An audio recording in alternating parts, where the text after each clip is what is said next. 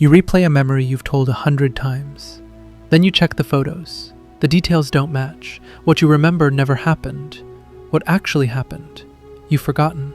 That flicker of doubt about your own experience? Most people push past it, move on. But what if the reality you think you're seeing is mostly a story your brain is telling you? This isn't philosophy, this is neuroscience. Your brain processes about 11 million bits of information every second. Your conscious mind? It handles around 50.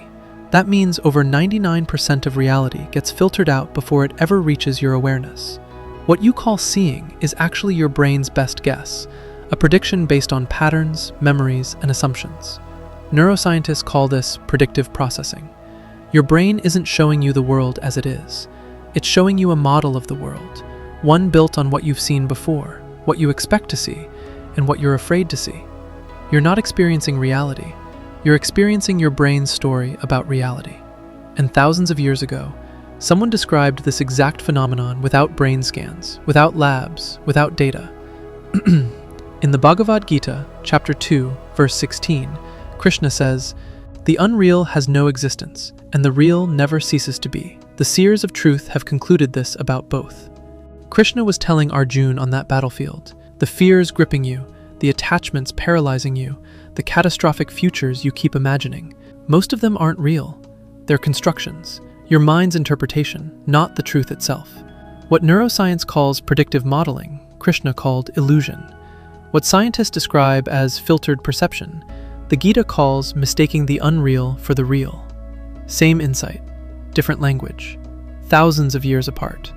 The world tells you to trust your feelings, trust your gut, trust what you see.